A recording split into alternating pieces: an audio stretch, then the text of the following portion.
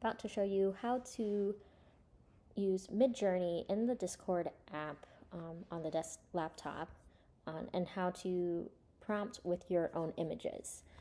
Of course, this is going to come up with ethical concerns on if you use your own images or if you use other people's images, but that's not what I'm going to focus on right now.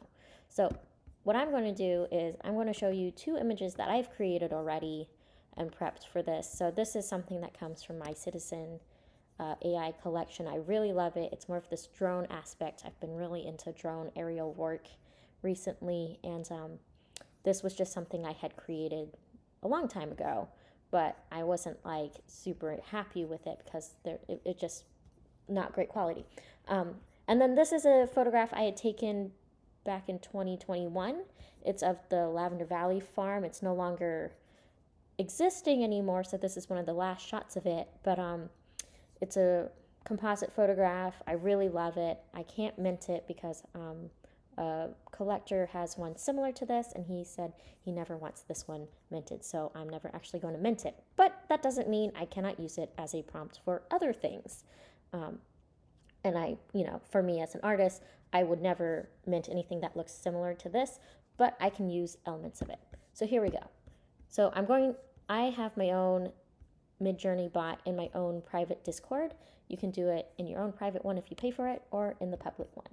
So what I'm going to do is I'm going to bring both of these images into Discord, and I'm just going to send it. Send both these images in Discord. And why I'm doing that is because I need the links to both of these to send to the bot. So what I'm going to do is I'm going to start here. I'm going to start with my name because I always like to start all of my prompts with my full name, just so that I am part of the technology that iterates these images for me. I don't know why, but it's just me. It's kind of like signing. It's putting my own touch and being more intimate with this technology as it creates these images. So Rachel Wood, I might just start super simple. Let's do futuristic, minimal, simple. And I don't know why, but I've been really loving to just add food for photography to the prompts. I'm not sure why. But here we have some words, whatever. How do we get these two combined into this prompt? So what you're going to do is you're going to hit the image, open in browser, copy that link from that browser, and just paste it. We're going to do it again with this image because I want to do both these images in the same prompt. I'd picked two images that have similar colors, but obviously two very different styles. So copying this link, and I just put a space in between the two links so that it's not one thing. So that's great. And then I'm going to change the aspect ratio to be 16:9 because I'm a landscape photographer, and that's just how my eye view things. Obviously, the MidJourney bot can do other aspect ratios, and if you don't specify, it will do it in a square. I don't like square just because I don't know what to do with a square crop for things, and for viewing, it's just hard to fill a screen with a square, but that's personal preference. Okay, so we'll just start there. I'm going to send it to the thing. These images are going to pull up, but they're going to disappear once it starts iterating. And what you will see is once it starts iterating, these two links are going to shorten to a much more manageable link once it starts, and that's something, boom, that's something you can easily copy and paste for other things. So here we have these two links, we have these words, aspect ratio, my name. While that's going, let's just change the prompt. Let's do sunset, landscape,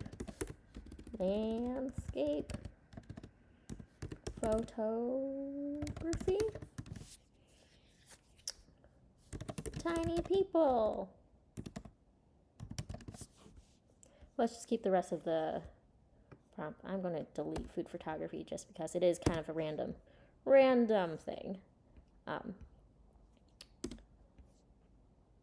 And so as these are iterating, I'm just going to reiterate myself here is that when you're using images to prompt the AI bot, I personally, and I know this is privileged to say because I've been able to photograph many, many places around the world and some really beautiful places, I use my own images. I use my own art, my own thoughts, my own AI's work to inspire other work. So I'm compounding on my own imagination. I'm not taking images off of Google or other people. Obviously, this is a shot that's already been taken before I shot it. So I could be comp stomping it, but this is my own work. This is my own shot. I worked at this lavender field for an entire summer. I have so many images of this. If it's not this one, I could have used another one. And I personally really like just using my own work to inspire this new technology. It's just like a photographer who goes out, takes a picture, and then composites it in Photoshop. It's the same thing. But if you're using other people's images, even if it's stock images or like, COO license images, there's a fine line. There's that question of, if I were to go to Pinterest for a product shoot, I look up products for like whiskey and bourbon because I have to do a whiskey and bourbon commercial shoot. I find images on Pinterest that I like, and then I try to replicate that within my own photo shoot. Is that ethical? Is that right? There's a lot of people who freaking do it. That doesn't mean it's right or wrong. It just means a lot of people do. And what's the difference of using other people's work to inspire your work when it comes up with completely new things? Like, there's a lot to delve into there, and I'm not going to say whether it's right or wrong, but I know for myself, I use my own work to inspire future work. That's just where I've drawn my own boundaries, and I hope it's up to you guys to make your own reasonings and such. Okay, so here we go. We obviously, here's the two images that I prompted. Here's the words, my name. Here's what we got. Wow, this is funky, super fun. Yeah, I would not mint these, but they're super fun. And who knows, I could take elements of this or, photograph something similar myself at some point in time. When I change the prompt to sunset landscape photography, we get something much different. I actually really love this bottom one. It gives me kind of a Dr. Seuss dreamlike vibe, which is something I prefer. This one here is also really great. You can kind of pretend to tell it's Mount Hood, which is the mountain here in the lavender field. Yeah. So yeah, I hope this was helpful to you guys. I hope this made you guys think on how you go about with your intention, on how you iterate and where you're iterating from. And I hope you enjoy it because it's a lot of fun. It helps me to break out of my creative ruts and to see the world in very different ways. It makes me inspired to kind of go out and create something that might look like this, or that might look like well, maybe something like that or that. Yeah, hope this was helpful.